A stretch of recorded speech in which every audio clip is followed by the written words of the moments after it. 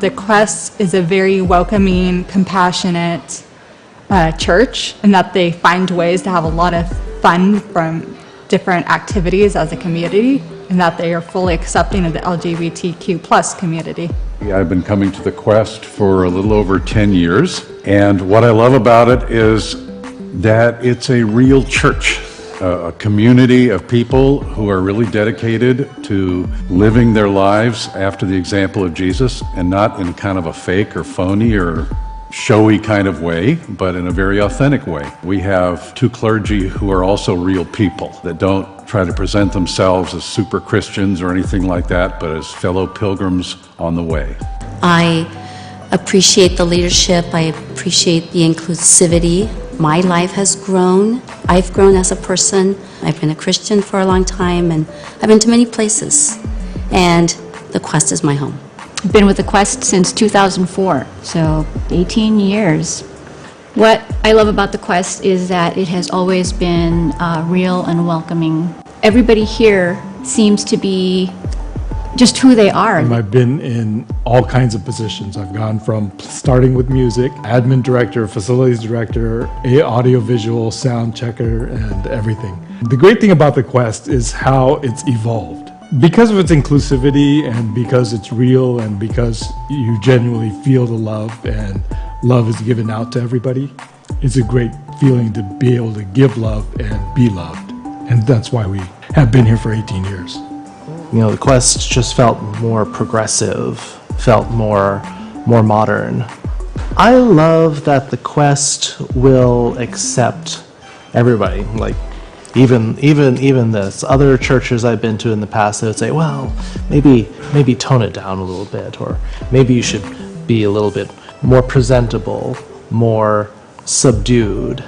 And I just love that the Quest will just let me be me.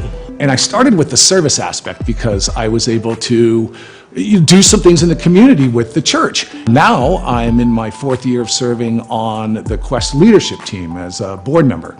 So I really like the service aspect of the church. The Quest is a place where my faith and hope was renewed. I have been a Christian since I was about 8, a long time. It was a place where I found I could be in a safe place.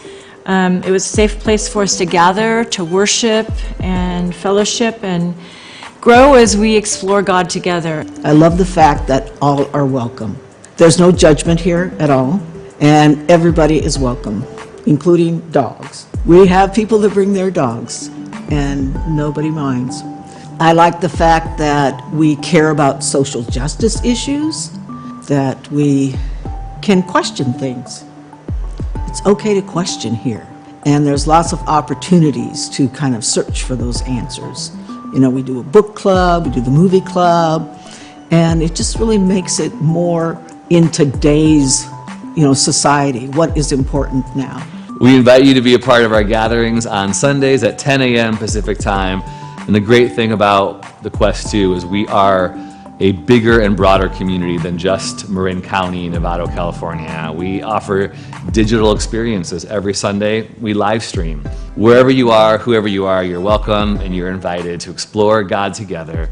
And you are welcome to find and follow Jesus in a welcoming and affirming environment where you could experience the love of God.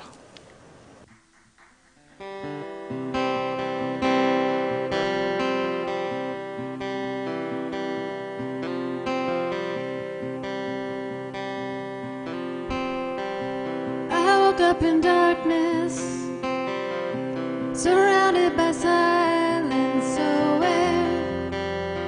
where have I gone? I walk to reality,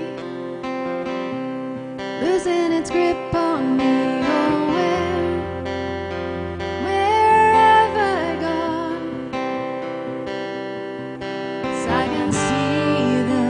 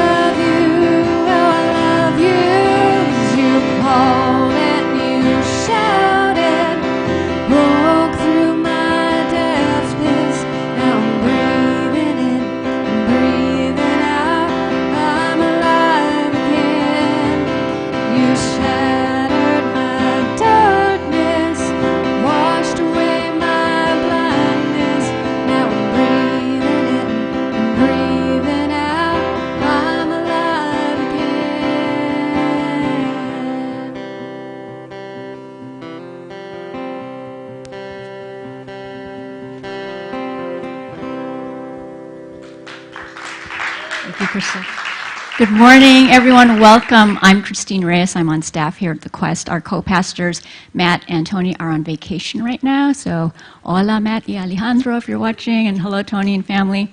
Hope you're enjoying fun relaxation with your loved ones. And we do know that you love your work here at the Quest, but we also know how important it is to enjoy your vacation and not have to worry about work. So we got it covered here. We've got Krystle Jeffers doing our music today. Thank you so much, Krystle. And we've got Father Phil delivering the message later. And we've got Kit and Lynn, and we got David on production. So welcome, everybody. I'm so glad you're here. Here we go. Let's give a hand for the production team, who are literally the most important people here. I encourage you to stand if you'd like to. You can sit if you want to. You can sing if you'd like. You can listen if you'd like. Whatever works for you. You're welcome to do. You could also clap if it's on beats 2 and 4.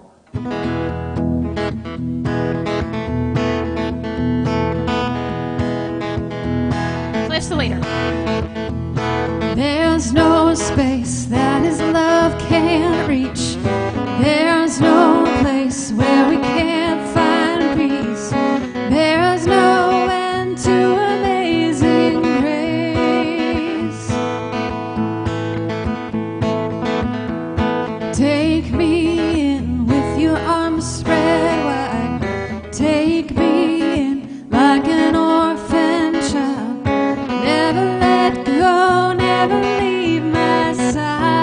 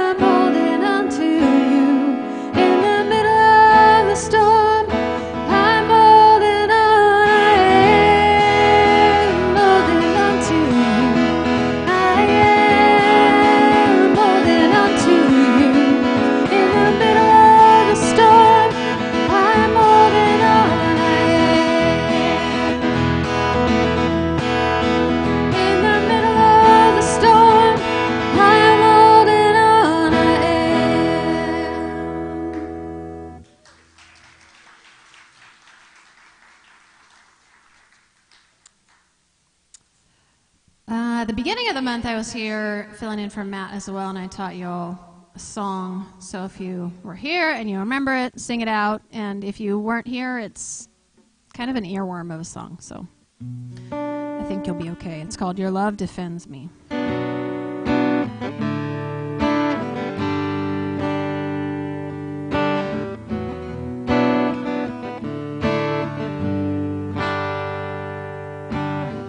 You are my joy, you are my song.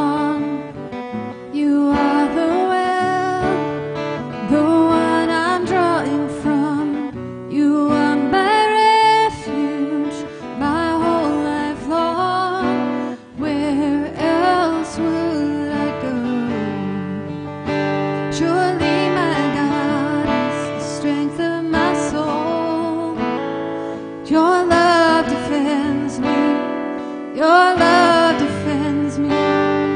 And when I feel like I'm all alone, your love defends me. Your love defends me.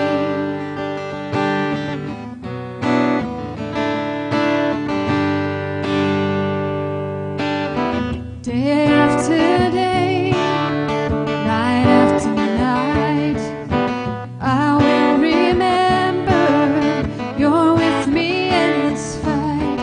Although the battle, it rages on, the war is already won. I know the war is already won. Surely my God is the strength of my soul. Your love defends me. Your love defends me. And when I feel like I'm all alone, your love defends me. Your love defends me. We sing hallelujah.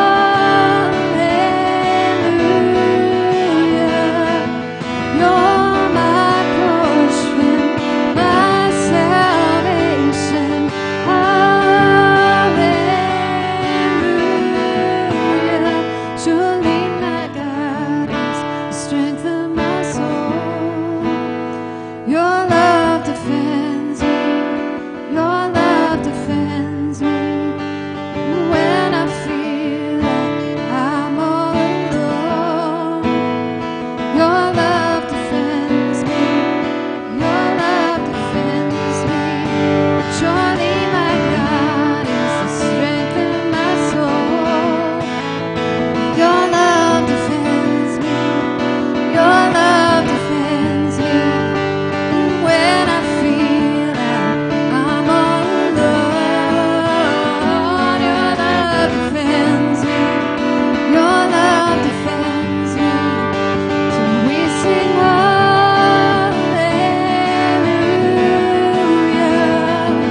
You're my portion, my salvation. Hallelujah.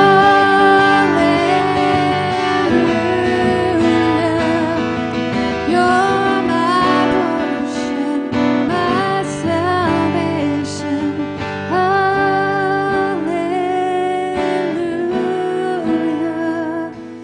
You're my portion, my salvation.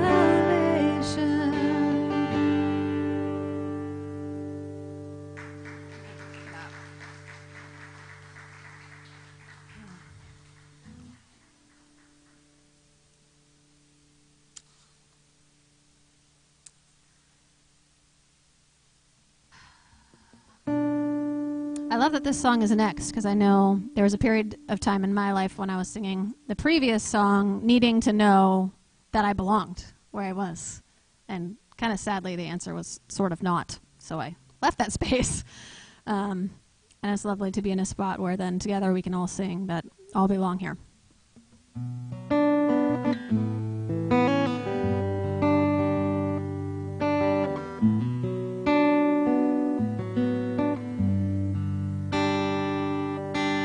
When you're not sure who you really are, when all you feel is the shape of your scars, and you have more wounds than you can count, open your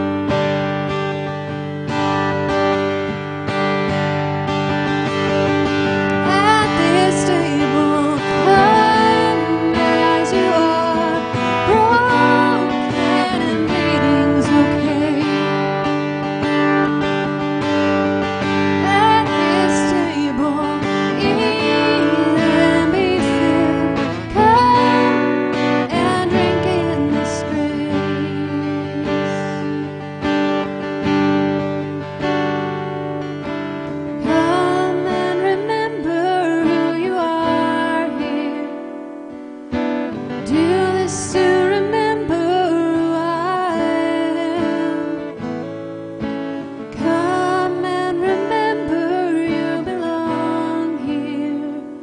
All belong here.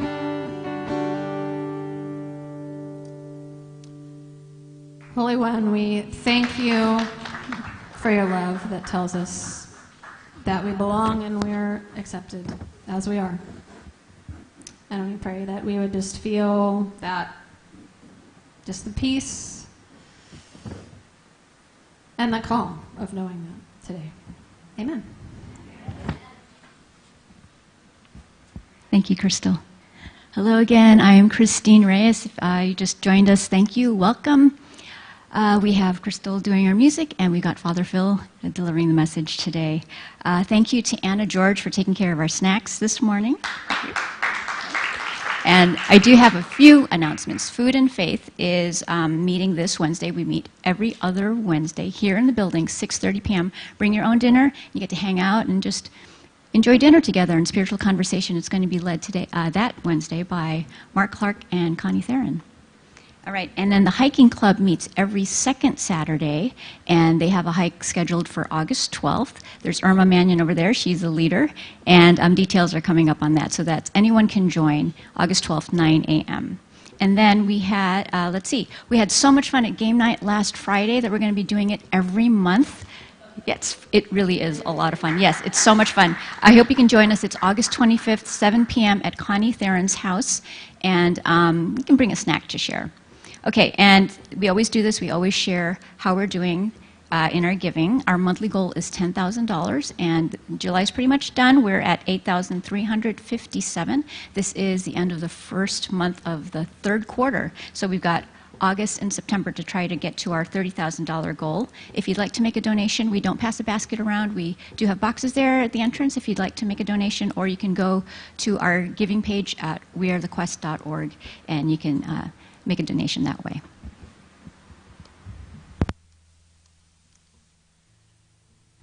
We are going to sing one more song before we welcome Father Phil up here for an experience I'm excited about.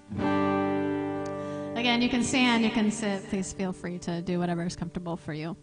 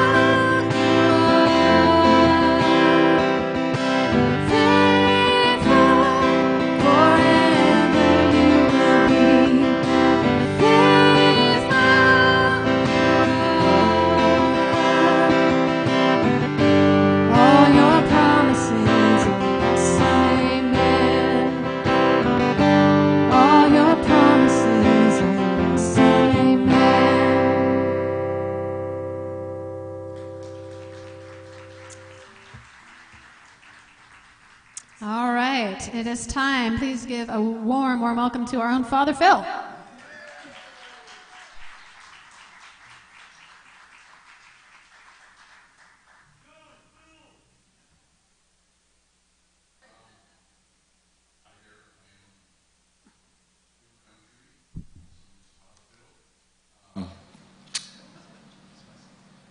Tony asked me to fill in for this spot while he was on vacation a couple of months ago, and I didn't really have my head screwed on very straight because, of course, I said yes. I never say no if somebody wants me to preach. I didn't look at my calendar, and my calendar, when I opened it up, said night before Taylor Swift concert. Oh! And so Jody and I went to see Taylor, my gal. And got back about 1 in the morning. So if my voice cracks at some point, cut me some slack. I do think it's a beautiful sort of synchronous moment that I was met at the door by Jessica, a Taylor Swift fan, and she gave me a friendship bracelet with the lyric to my favorite Taylor Swift song on it. I said, oh my God. Okay, so this is going to be a special morning here. So the title of today's message is Adventures of a Hospice Chaplain, the musical. Okay, so anyway, I was a hospice chaplain for 5 years after I retired from church work, and people would say, oh gosh, that must be so hard. Actually, I really loved it. It just seemed perfect for me. I did retire about 1.5 years ago, and I still have many, many pleasant memories. So I want to start off with just a brief discussion of the soul, okay? Because that seems to be something that we're about here at church. And if we could go ahead and go to the next slide, please. There, you like that? That's my little artwork there. My little art project for this week. Anyway, the Christian religion, which many of us are raised in and some of us have converted to and things like that, is heavily influenced by Platonism, a Greek philosophy. And in Greek philosophy, Plato and his followers, the Neoplatonists and all those people, they pretty much said that the soul is in the body, okay? Right? We all know this. The soul is in the body, and in this illustration, I have it kind of in the head, although, next slide, please. It could also be in the heart. Location unknown, really. It could be in your big toe, right? So, however, there's one small problem with this, is that Christianity is not based on Greek philosophy, okay? Christianity, everything in Christianity comes from the Jewish faith, all right? They're in the Middle East, the Greeks are over in Greece. It's like two different places, two different ways of looking at the world. And so the Jewish word for soul, next slide please, is nephesh. Don't you love saying that? Say that with me. Nephesh. And that's I drew the Hebrew letters myself. I'm so proud of that. And the nephesh is like this energy field that's around us. That is our soul, all right? So if you like, we could call it an aura. The aura was not invented in California in 1965. I'm here to, and you could also call it the force if you want, right? So I want to ask you, does this look familiar at all? So go to the next slide. There's Our Lady of Guadalupe, the appearance of the Virgin Mary in Mexico. And look what she's got all around her, right? And that is pretty much in all of the traditional depictions of Our Lady of Guadalupe. Now, here comes the fun part for the nephesh. And when you think of the nephesh, you think, okay, it's not the soul is in the body, it's that the body is in the soul, okay? The soul is larger than the body. So here's the fun part. Let's go to the next slide. And this is what happens when people get together. They have a single nephesh.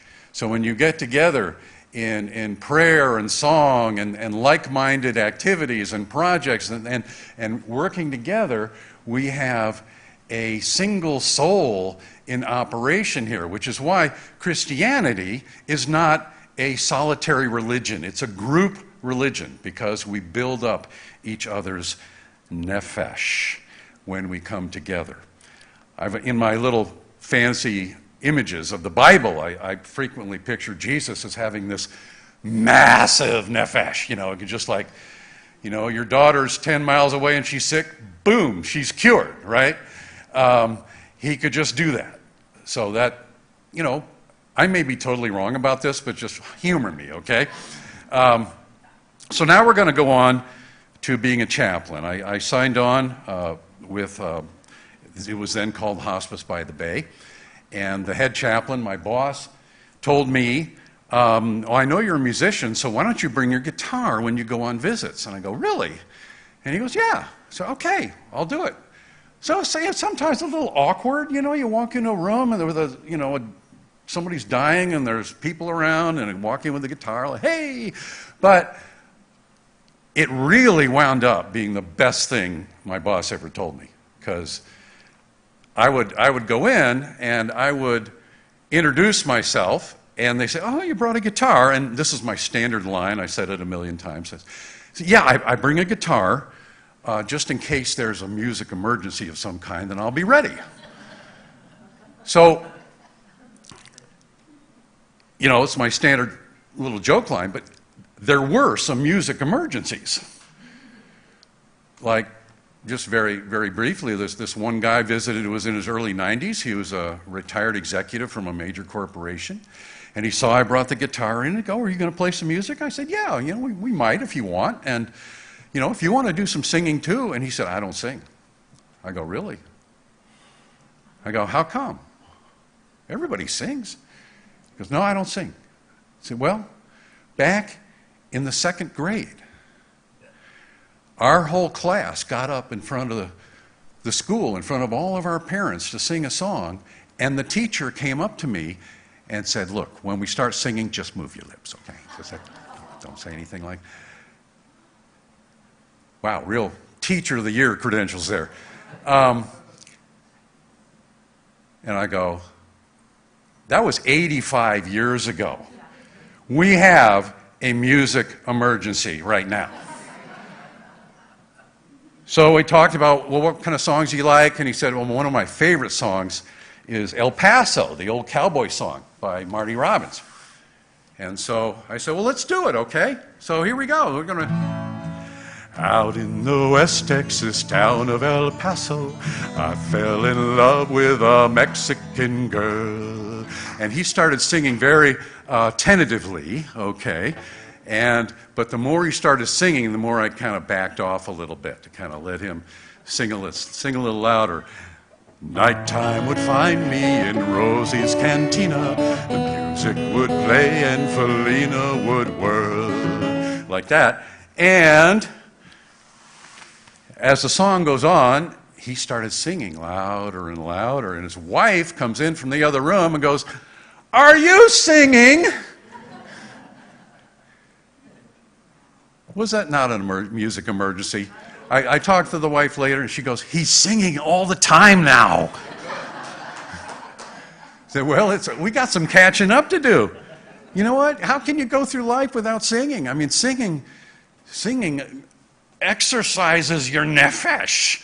And you get to release that energy into the universe when you open your mouth and sing out, which was so cool last night with a stadium full of people all singing along with our gal Taylor.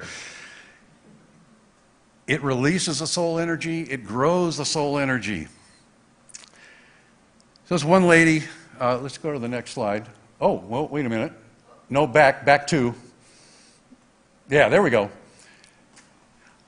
I like to take pictures with the permission, of course, of the people there. And if they had pictures on the wall, I'd like to take pictures of them as younger people.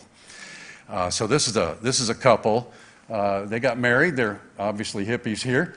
And this is like 50 years later when I'm visiting, and, you know, she's kind of hunched over in a wheelchair, and I didn't know what to. I go in and introduce myself, and she goes, "Hey, you got a guitar? You know any AC/DC?" Thought she was going to stump me, huh? You hook me all night long. Like that.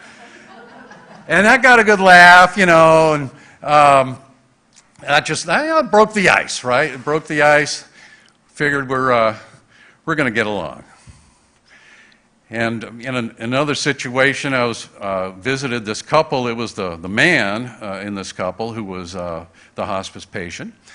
And they were from Chile. And they were huge Willie Nelson fans. Can you believe that? And so, you know any Willie Nelson? Yeah, I know some Willie Nelson. And so I sang a few songs for them. So the next time I went there, they had Zoom all set up. And I go, "What's this?" And they go, "Well, our families back home in Chile, they're all big Willie Nelson fans, okay? So we want a Willie Nelson show." So, okay. On the road again. I just can't wait to get on the road again. The life I love is making music with my friends, and I can't wait to get on the road again. So that was somewhere in Chile. There were 40 people packed into a living room, and I figured I must be like some kind of major star in Chile right now. Not here. So let's go to the next slide. We had COVID. Remember COVID? COVID was a major bummer for the singing chaplain. Didn't know what to do. We got some people to get on Zoom and telephone, but you couldn't see them, and I couldn't touch them. I like to touch people and to join our nefesh together, especially when we pray. And I just can't do that. So Jody and I made a bunch of music videos and posted them on a Facebook page so people could see the singing chaplain when they wanted to. And also, we got a couple of serenades. This is a lady, can't see the lady, she's inside. And she loved old-time gospel music. So they would open up the window, and I'd stand outside the window and sing all her favorite gospel songs. So I'm going to just tell you about some more people, okay? That's just what I did. There's no real kind of outline here. It's just people, all the way down. So let's go ahead and go to the next slide. This is this is one of the pictures I got of these folks as younger people. This was the man was the hospice patient, and I went to visit for my initial visit. And the wife greets me at the door, and she says, you shouldn't have come. He's like unconscious, and he's not responding to anything, and sorry. And I go, well, I'm here, so why don't we visit? But we sit down, we start chatting. She saw the guitar, said, I love folk music, I love all the old great folk songs from the 60s. And we go on, and at some point she says, I've been taking care of my husband for 2 years now, and I've never cried. And I don't know, you don't have to be a PhD to realize that that's probably not a healthy thing, to keep those emotions bottled up for so long. And, who am I to go in and say, hey, well, it's about time for you to start crying, lady, or anything. I can't do that. But I can go in through the side door, and after singing a few of her favorite folk songs, I said, well, here's one called Love All Around. There is love all around you. Seek and you shall find.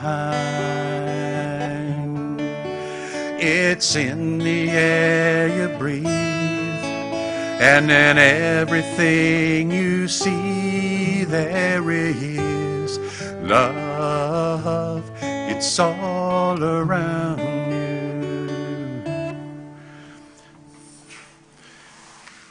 So I said, you know your husband in there. You know how much he loves you, right? And she goes, yeah. I said, and you got this sunshine blazing through this giant picture window in your living room, lighting up your whole house, and you got this dog that's following you around everywhere you go and just looking up at you all the time. And 10 minutes ago, you had a neighbor knock on your door and walk in with a box of food. I said, you know what? You have love all around you. And she goes, "Blah!" And 2 years plus of holding all that back, and she just had to let it go. And I just gave her a hug, and she got my shoulder wet and everything, but it was something that needed to happen.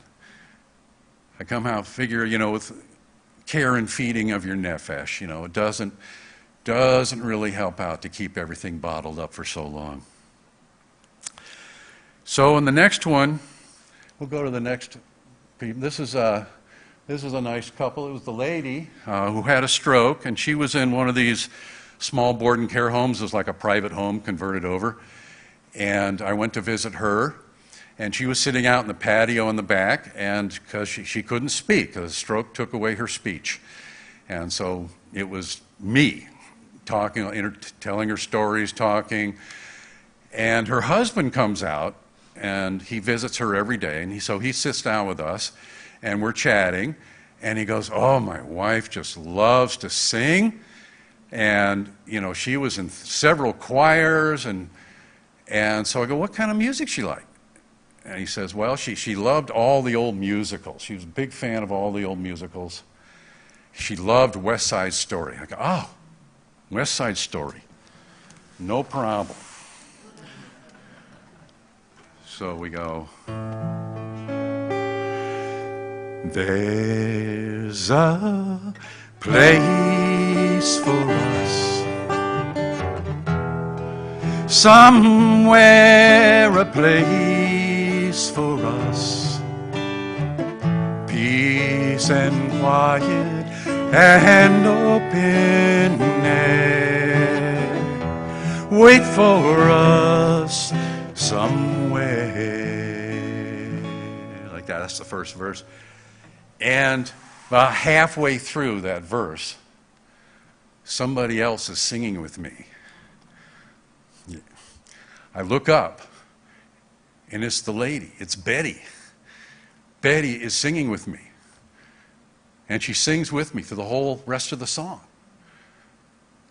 And it's like Tony and Maria together again, And I look over her husband, and his eyes are like bugging out of his head. And he goes, I haven't heard her voice in 2 years. I thought I'd never hear it again. So obviously, for all subsequent visits, I kind of huddled together with the husband, and we put together a little set of music and get together and hear her sing. Hear her beautiful voice again. So now we'll go ahead to the next one. This is Wheezy. Her name is Louise, but everybody called her Wheezy. Wheezy was 96, and she was a tiny little thing. I mean, she must have weighed like 40 pounds or something. She was all hunched up, but she was a real chatty Cathy, and she loved to talk. And Wheezy told me all about her life. She had kind of a wild life, a string of husbands, boyfriends, all sorts of stuff, and really lived it up. She told me about her life, and she said one thing that really pricked up my ears. She said when her father went to Yale, class of 1909, okay? This goes back a ways. And one of his best friends from college was Cole Porter. Right, so if you don't know who Cole Porter is, he's probably the greatest songwriter of the first half of the 20th century. And go to the next slide. There's Cole Porter, brilliant songwriter. And also parenthetically, a kind of open bisexual, and in a time back in the 20s and 30s when that was not very common. So let's go ahead to the next slide. We'll go back to Wheezy. She's in her 40s in that picture. And Wheezy told me, you know, I don't want to die. I don't want to die. I'm terrified. And I get that. I don't want to die either. I like being alive. But she's 96, and her body's given out on her. And I'm not going to talk her into wanting to die or anything, but this kept on coming up. Now, because she didn't want to die so much, she stayed alive. I visited her for a year and a half. And so finally, at one point, I said, Wheezy, I'm going to make you a deal, okay? Here's the deal. When you die, if you don't like it, okay?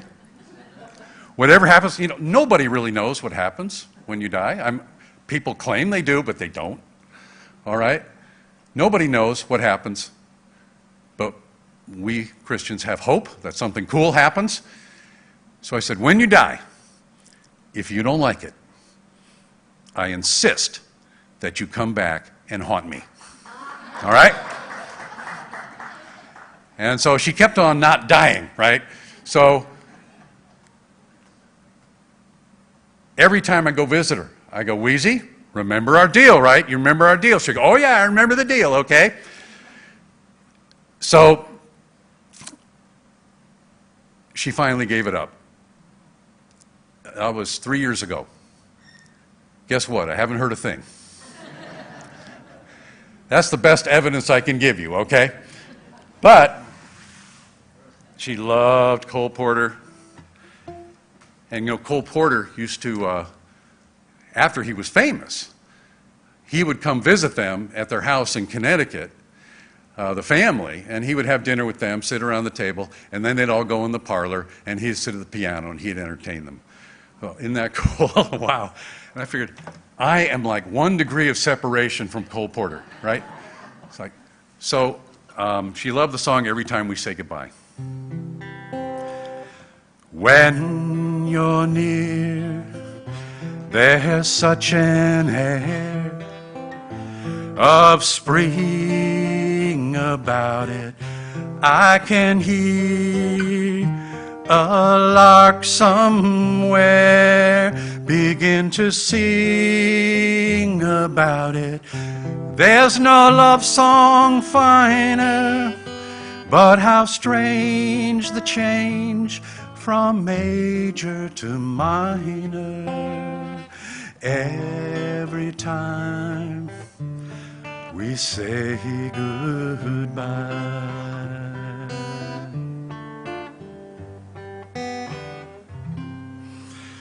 So goodbye, Wheezy. Love you, girl. So the next gal is Maria. There's Maria. I saw Maria when she was near the end. She was in a hospital bed in the living room of her house. Maria's from this huge Hispanic family. And she could just say a few words. And she was lifelong Catholic.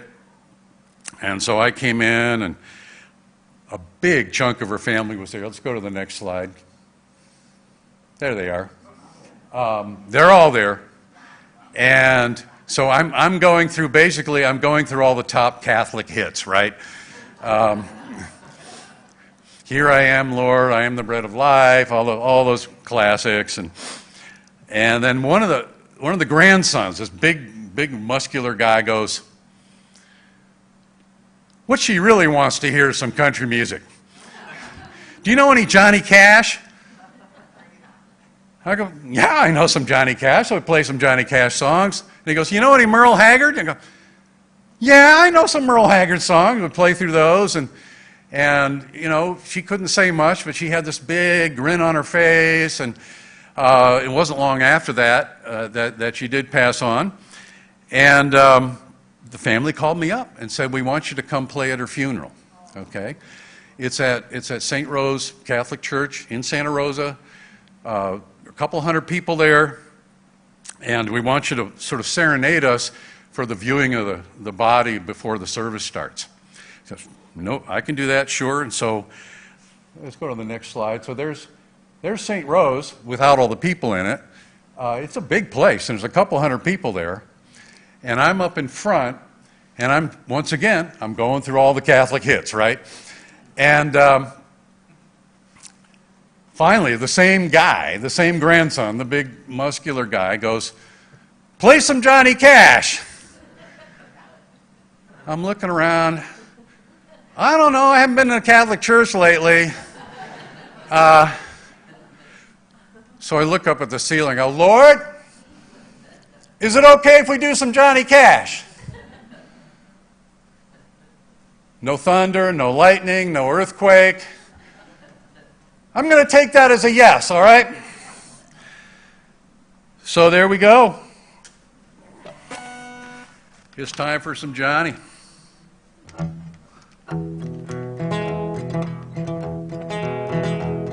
I hear the train a-comin', it's rolling round the bend.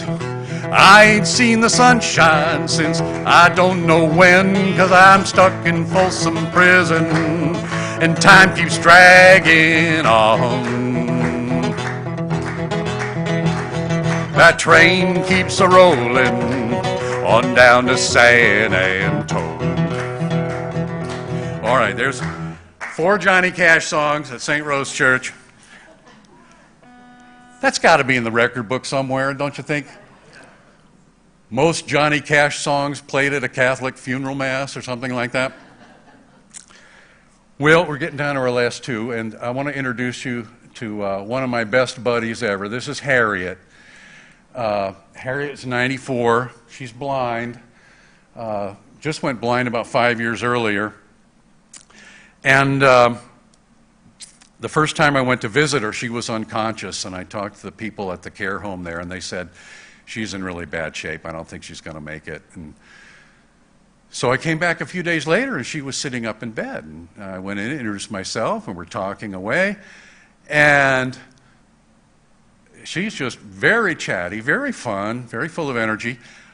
I knew her for 2.5 years because she kept on getting better, and then she would go down a little bit, and then she'd be back on hospice. But I kind of broke hospice rules. Sorry. What are you going to do about it anyway, right? And even when she wasn't on hospice, I'd go visit her because we were buddies. And when I first met her, she said, I don't do religion. I go, really? Don't do religion? Okay, that's fine. I see all kinds of people. Usually about half the people I go visit had no formal religion of any kind, and we always find some common ground to share. So after a while I go, tell me about having no religion. I mean, you're in your 90s. That means you grew up in the early part of the 20th century, and pretty much every kid in the United States was dragged off the church, whether they liked it or not. And she goes, yeah, actually I did. I grew up Catholic, and I went to Catholic school and went to Mass every Sunday, married a nice Catholic man, et cetera, et cetera. I go, well, what happened? And she goes, well, it goes like this. The guy I married was an alcoholic. I wound up divorcing him, and in my 40s, I met a really, really nice man I wanted to marry. And so I went to the church and asked the priest, well, can I get an annulment so I can be married in the church? That's my faith. And he goes, no, sorry, can't do it. It's like impossible. You can. And then a little while later, she goes, well, if you made like a $50,000 donation to the building fund, I know, we could probably fast track your annulment, right? And whew, that was it for her. Never set foot in a church again. And I said, I don't blame you a bit. But as our visits went on, she was really curious about religion, and she would have a whole list of questions. She wanted to quiz me down, and I'd say, I don't know if I can answer all these questions. I'm just, I'm not an expert here, but she just wouldn't stop. And then after a couple of these times, I finally said, Harriet, would you like to pray with me? She goes, yes, I would. So that's how we got even closer. And of course, she loved to have a little serenade with every visit. And her favorite song was the old American folk song, Shenandoah. And so I would sing that song, pretty much every visit. And then I said, you know what? My wife Jody, that's her favorite song too. So I'm going to see if I can bring her up here and have her sing it for you. And so I had Jody come in, and she finally met Harriet after hearing about her for 2.5 years. She finally met Harriet, and then she came up to sing.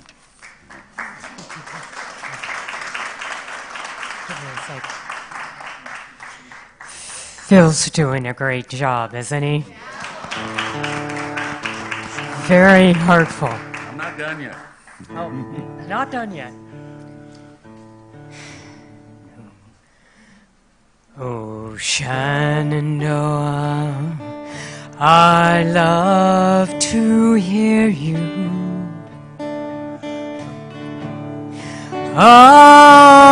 Away, you rolling river. Oh, Shenandoah, I long to hear you. Away, I'm bound away, across the wild Missouri.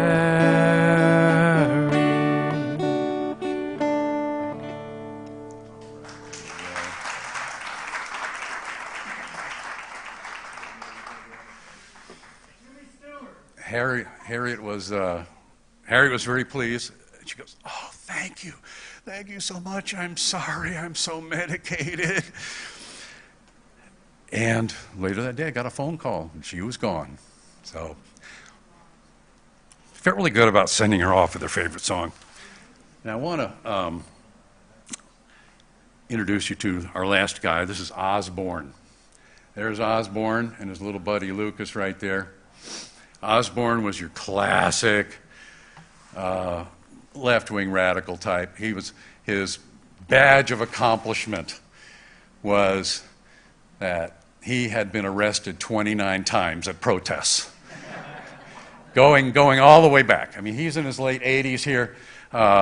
He started out with civil rights, Vietnam War, women's rights, racism, etc. You name it, he was there protesting.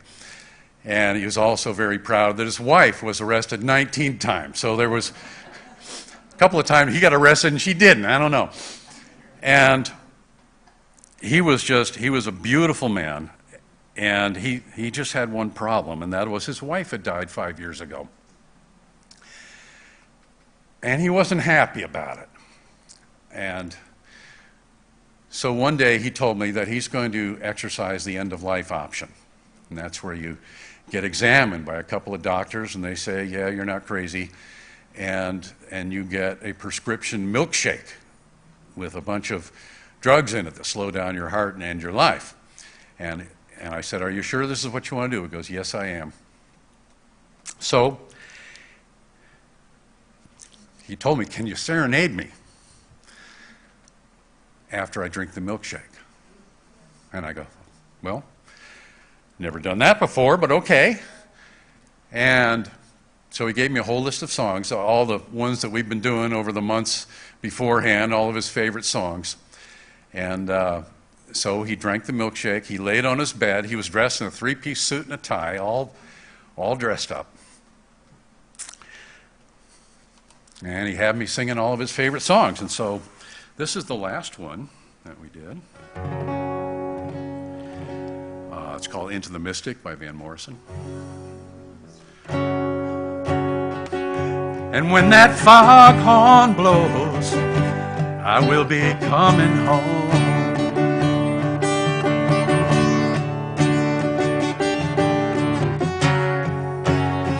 And when that foghorn blows, I want to hear it. Dun, have to fear it, 'cause I wanna rock your gypsy soul, just like way back in the days of old. And magnificently we will flow into the mystic.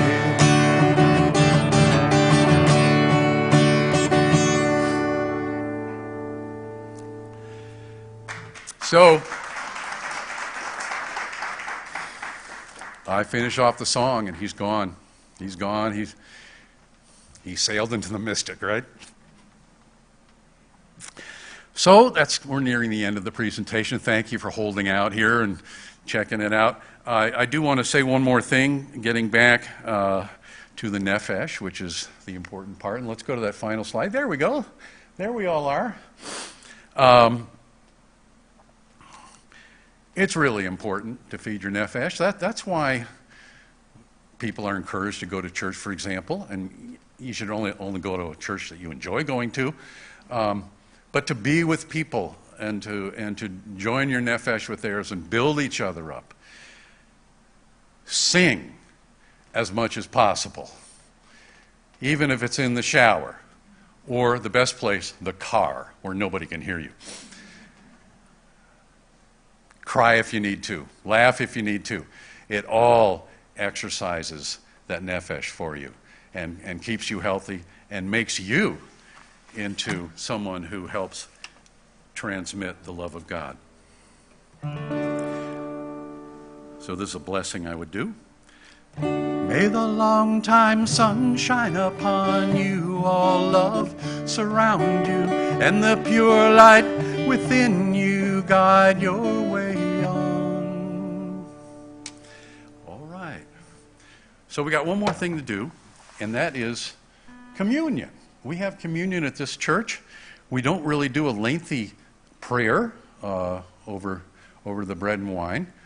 Cliff here is handing out these little portable communion packs here, and Tony and Matt, our pastors, would say, look, if you got some bread or you got a cookie or something like that, we'll just call that communion, especially for the folks at home that don't have Cliff coming by. And this is something that we Christians like to do, just to remind us that we are all connected one to another and that we are all somehow mysteriously connected to Jesus. I loved saying when I had a little kids worship service that I just tell little kids, well, this bread and this grape juice, this is Jesus, and we're putting Jesus inside of us, okay? So Jesus can be inside of us. And they all went, okay, like that. They got it. Wish more adults would get it. Anyway, go ahead. And Krystle's, you're going to get one more song for us, right? Yes. Thank you.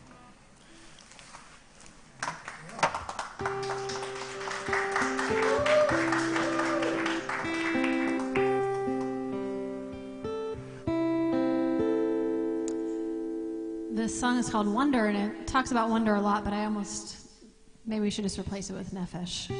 That's not as singable, don't do that. I won't anyway. You can if you want. I think it's talking about pretty much the same thing.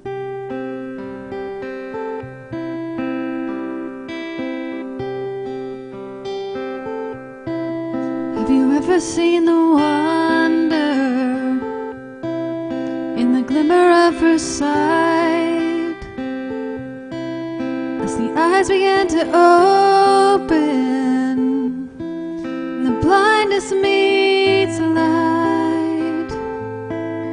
If you have so say, I see the world in light, I see the world in wonder, I see the world in life, bursting in living color. I see the world your way, and I'm walking in the light. Have you ever seen the wonder in the air of second life?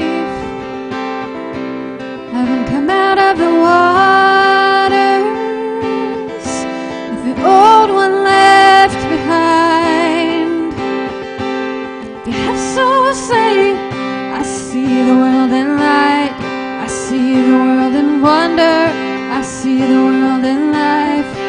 bursting in living color. I see the world your way, and I'm walking in the light.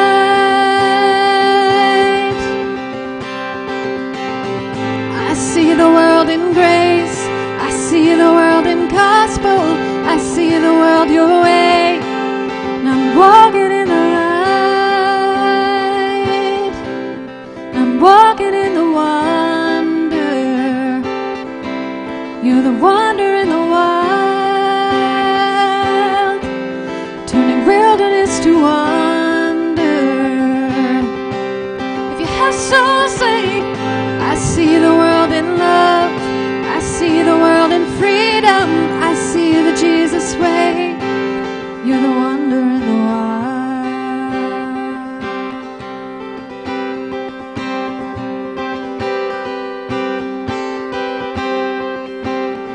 I see the world your way, and I'm not afraid to follow. I see the world your way, I'm not ashamed to say so. I see the Jesus way, and I'm walking in the light.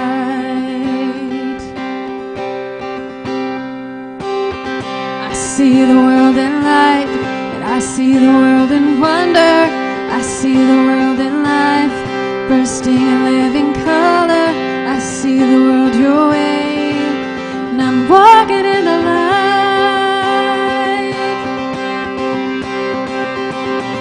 I see the world in grace, I see the world in gospel, I see the world your way, and I'm walking in the light, and I'm walking in the wonder. You're the wonder in the wild, turning wilderness to wonder. If you have soul, say, I see the world in love, I see the world in freedom, I see the Jesus way. You're the wonder in the wild.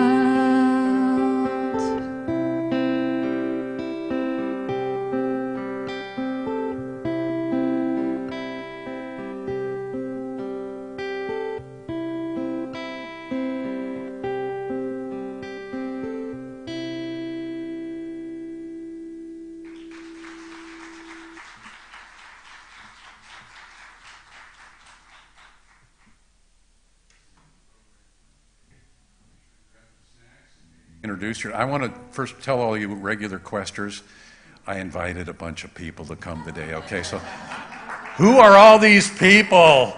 And what are they doing in our church? Anyway, say hi to some of them for us, okay? God bless you all.